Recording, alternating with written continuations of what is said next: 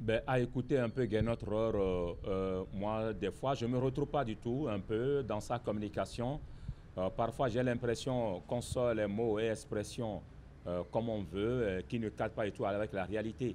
Lorsqu'on parle du jeûne, alors, posons-nous la question, combien de musulmans a-t-on au niveau de l'équipe nationale? Encore que ce n'est pas tous ceux qui ont des noms musulmans qui sont des musulmans.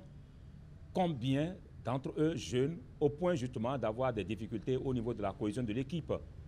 En dehors de cela, il n'y a que quand vous prenez par exemple certains pays à fort taux musulmans, je prends l'exemple du Niger. L'équipe nationale du Niger, c'est 99% des musulmans qui ont joué dans la même période de jeûne que le Bénin. Et le Niger a joué face au Maroc.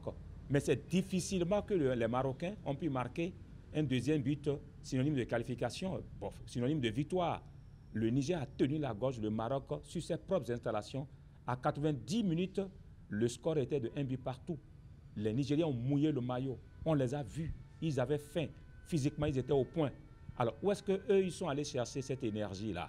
Donc, je pense qu'il ne faut pas se cacher derrière des faux fuyants pour tenter de justifier l'injustifiable. Il y a que également...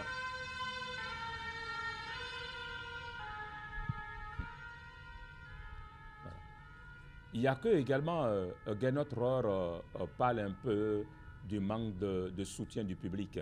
Mais là, je tombe des nues. Combien de matchs l'équipe nationale a déjà joué devant le public béninois? De quoi parle-t-il? Il a oublié du coup que le terrain choisi pour jouer nos matchs, ça a été Abidjan, depuis pratiquement bientôt 1 an. Alors, le public dont il parle de quel public? Le public ivoirien ou le public béninois?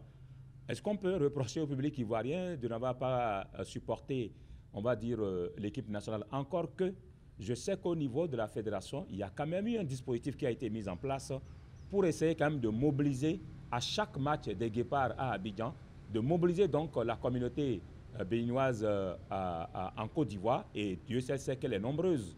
Il y a eu également quand même parfois à chaque match des bus qui sont partis de Cotonou pour Abidjan, pour essayer toujours d'apporter cette fraîcheur-là, cette chaleur, j'allais dire, à l'équipe nationale. Donc, le soutien dont il parle, je ne me retrouve pas du tout dedans.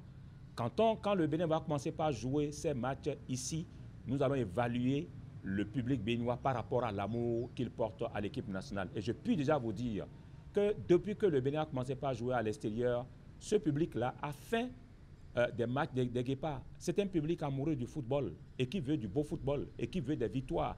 Donc, quand les matchs seront entre griffes ramenés au bercail, je pense que ce public-là sortira pour aller supporter donc l'équipe nationale. Encore que, quand bien même vous jouez à domicile, je pense qu'il y a un rôle de communication à jouer autour de l'équipe nationale. À ce niveau, mais on ne trouve pas la Fédération béninoise de football. Et pourtant, c'est une institution qui a quand même une direction de communication. Comment comprendre qu'à l'approche d'un grand match de qualification, match à enjeu, qu'on ne puisse pas voir des spots, on va dire, publicitaires sur les différentes chaînes au Bénin, que ce soit les chaînes en ligne ou les chaînes, on va dire,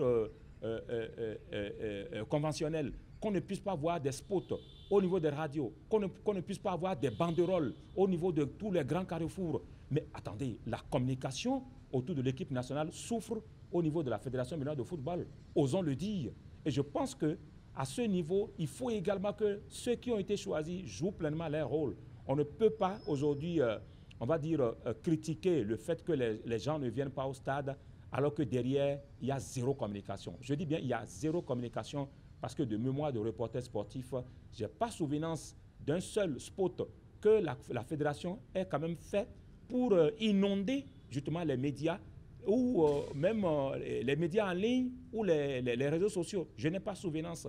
Alors, quand on veut réellement mobiliser des gens autour d'une activité, il faut forcément donc faire recours à la communication. Et je pense qu'aujourd'hui, il y a tellement de facilité à communiquer parce que vous avez tout qui est numérique. Les gens sont beaucoup plus scotchés sur le numérique et vous avez donc la chance d'aller à travers le numérique par une vraie sensibilisation, par une vraie mobilisation, histoire de permettre à l'équipe nationale d'être véritablement soutenue et d'être encouragée pour ces différents matchs.